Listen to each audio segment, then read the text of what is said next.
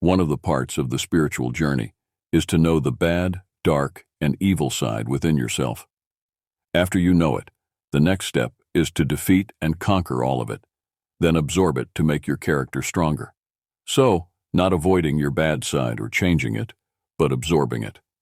I'm sure you've met many great people, where you can feel the difference between ordinary humans and great humans. And this is the difference. Ordinary humans are those who have not been able to conquer their dark side. They are naive, and it shows in their way of thinking, their way of speaking. Because they are naive, when they lose or are exploited by others, they get angry, they blame others, whereas they lose because of their own mistakes. On the other hand, great people have been able to conquer their dark side. They absorb it and make it their weapon, which means these great humans are dangerous. A quote says, "When you are not dangerous, you are not virtuous." You're just ordinary, harmless like a chicken. Chickens are not virtuous. Chickens can't do anything except be eaten. Remember, if you're a monster but you don't behave like a monster, it will make you a virtuous person. But before that, you have to become a monster first. Yes, monsters are dangerous. Do you understand what it means?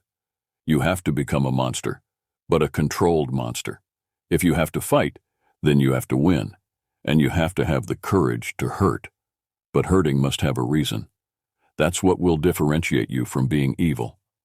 Evil people hurt without reason. I repeat, if you have to fight, then you have to win, and you have to have the courage to hurt. You are responsible for your own life. Life is easy, but it's just living. What's difficult is living to your fullest potential. And to reach your maximum potential, you have to be competent and dangerous, because being weak is not good. But it doesn't mean you have to be evil.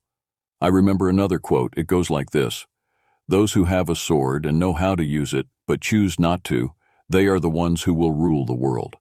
So the sequence is, you have to become strong, then great, then peaceful. That's the sequence, not becoming weak, naive, and harmless. Because being weak, naive, and harmless will only make you unable to face the tragedies in your future life. By being weak, naive, and harmless, eventually you will only become an envious person. And because of envy, you will only become an evil person.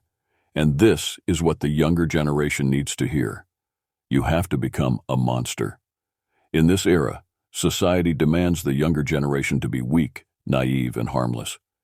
You are prohibited from being aggressive. You are prohibited from being firm. You are prohibited from being cruel. You are prohibited from being competitive. You are prohibited from winning. But all of that is wrong. You have to become a monster, and you have to learn to control that monster. There's another quote: "People who cannot be cruel are creatures more moral than those who can be cruel."